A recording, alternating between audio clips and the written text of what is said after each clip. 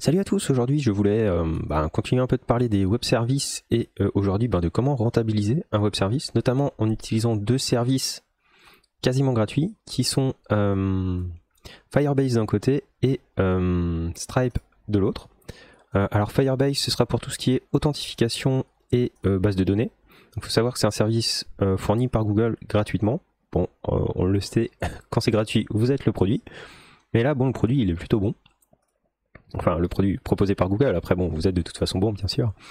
Alors concrètement, ce qui est très intéressant là-dessus, c'est que vous pouvez gérer, en fait, en termes d'authentification, vous avez accès à énormément de possibilités, et c'est entièrement géré par Google, et ensuite vous aurez juste à utiliser une librairie. Donc alors en termes de code, globalement, comment dire, bon déjà l'application elle est toujours un peu comme avant, donc c'est très simple. L'idée c'est on upload une image. On a notre web service qui va transformer cette image en un masque. Donc ça va nous consommer un token. Donc avant on était à 5 tokens, maintenant on en a 4. Et donc là on a cette image là, et donc on peut en uploader encore 4 ou 5. Et si on dépasse en fait la capacité, en fait il n'y aura plus assez de tokens et ça va nous demander un paiement. Bref, donc ça c'est l'application aujourd'hui. Et donc l'idée c'était donc d'un côté de rajouter le paiement via Stripe, mais aussi de faire une authentification.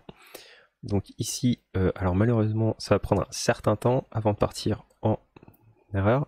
Techniquement, je n'autorise que 2 threads en fait en parallèle.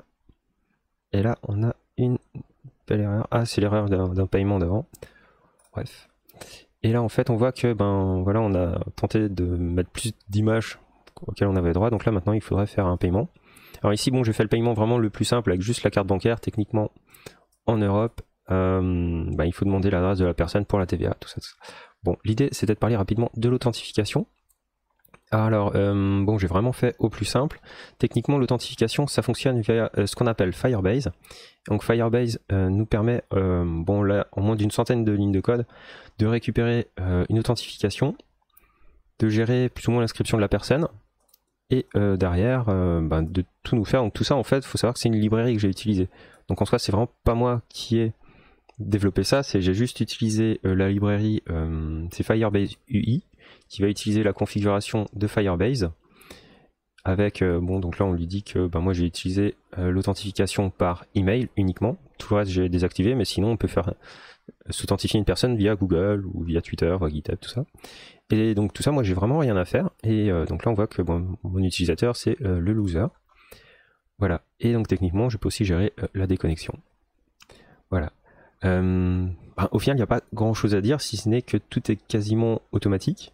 Il n'y a vraiment rien à faire. Ça, c'est les fonctions de Firebase. Alors, parmi les trucs à savoir, et c'est là où c'est peut-être un peu tricky, c'est que techniquement, en fait, l'utilitaire Firebase UI ne fait que l'interface pour s'authentifier. Ça ne fait que cette phase-là. Et en fait, il faut bien penser à utiliser cette partie-là qui, elle, est propre à Firebase. Et bon, c'est là où moi j'ai passé un peu de temps, c'est que je pensais que c'était Firebase UI qui me fournirait l'utilisateur, tout ça, alors qu'en fait non. L'utilisateur, en fait, c'est une sorte de système c'est une sorte de listener. Et dès que l'utilisateur change, en fait, on va avoir un certain nombre d'événements qui vont se passer, et c'est ces événements-là qu'il faut écouter. Donc ça, c'est pour l'authentification. Après, l'une des autres choses qui est extrêmement intéressante sur Firebase, c'est la base de données, qui est une base de données temps réel. Et donc, alors techniquement elle est gratuite, il y a un certain nombre d'utilisations en fait, il y a une limitation. Donc en mode gratuit en fait on a le droit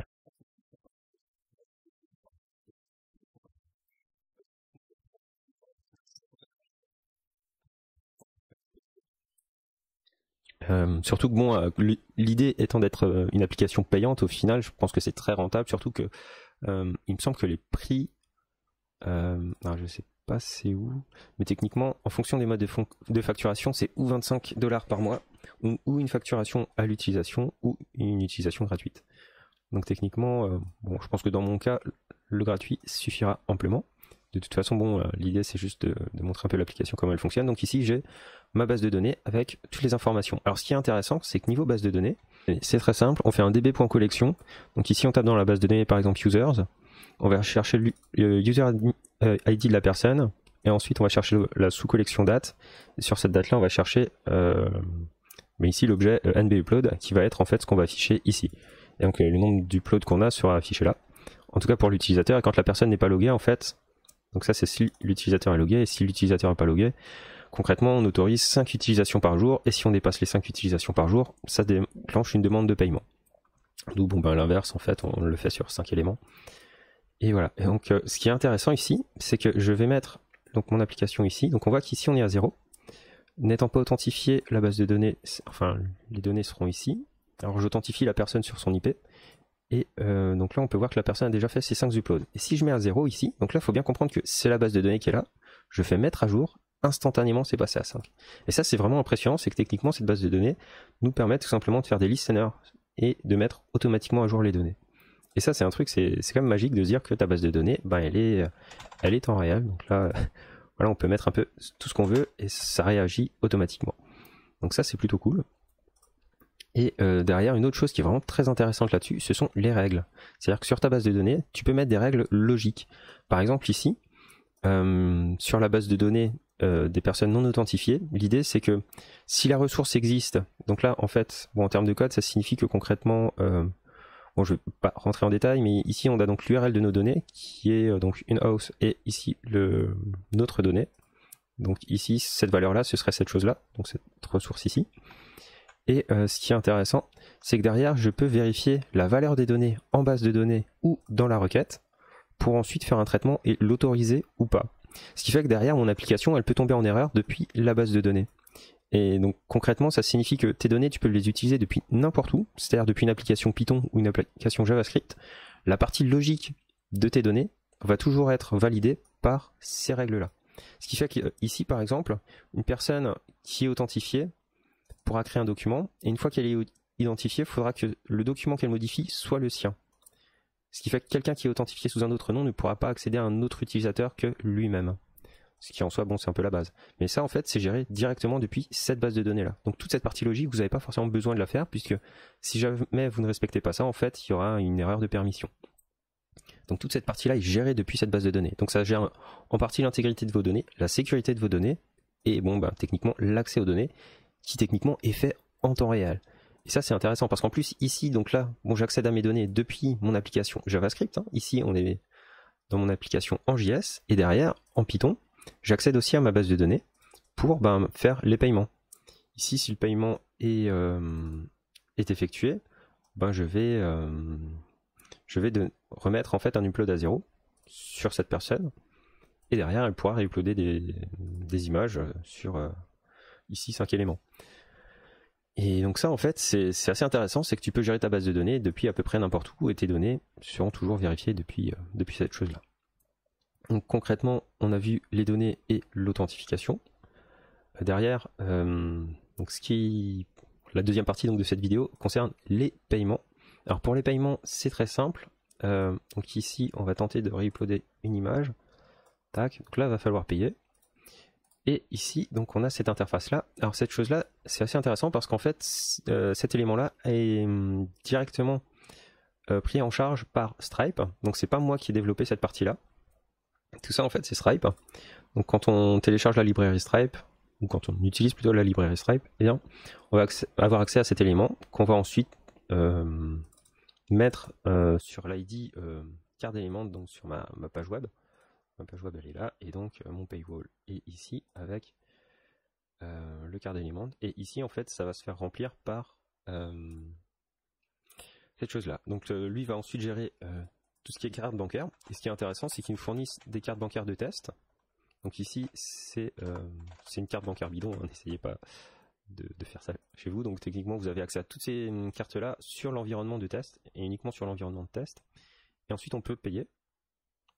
Donc là on voit que ça prend un certain temps, et boum, on a payé, et donc on a nos 5 éléments. Et donc là on peut voir que bon, le paiement a été fait. Alors bon, j'ai déjà fait plusieurs paiements aujourd'hui pour tester mon application bien sûr. Et donc voilà, concrètement il n'y a pas grand chose à faire pour le paiement. Tu valides ton paiement, donc techniquement on est passé par le submit, qui va ensuite faire ce qu'on appelle, qui va créer un token. Ce token là on va ensuite l'envoyer à mon serveur web. Le serveur web lui il a une route spécifique pour encaisser le paiement. Donc techniquement c'est API/pay. Cette chose-là va récupérer le Stripe token qui est en fait fourni par le card element. En fait, son but c'est de faire ce token-là qui est récupéré depuis l'API de Stripe. Et une fois qu'on a ça, on va donc utiliser une fonction qui est stripe.charge.create. Donc, alors faut savoir un truc, c'est qu'ils le font par rapport aux centimes. C'est-à-dire que là, c'est 500 centimes, ce qui revient donc à 5 euros. Voilà. Et donc là, c'était pour 5 tokens. Et on met le capture à true pour que le paiement soit effectué. Et ensuite, j'enregistre le paiement dans ma base de données. Et donc techniquement, quand on a payé, on peut voir ici. Alors en plus, on peut et en décroissant. Donc normalement, le dernier paiement effectué, c'est celui-ci. Et donc là, on peut voir que j'ai payé pour 500. Et donc ça, en fait, c'est tout l'objet qui est retourné par ce Stripe Create. Et voilà, donc on l'a en base de données. Donc maintenant, on sait plus ou moins pas mal d'informations sur le paiement et on peut voir que le paiement est passé. Ce qui fait que derrière, on a de nouveau nos 5 tokens et donc maintenant, on peut réutiliser l'application pour 5 uploads. Voilà. Et voilà, donc en fait, une fois qu'on a fait cette prise de monnaie, enfin d'argent, l'application c'est fait en fait, on a notre argent et terminé. Donc en soi, c'est vraiment très très rapide. Il y a quasiment rien à faire en termes de ligne de code. Voilà, le paiement lui-même, voilà, c'est en 5 lignes de code et encore techniquement c'est juste l'appel d'une fonction.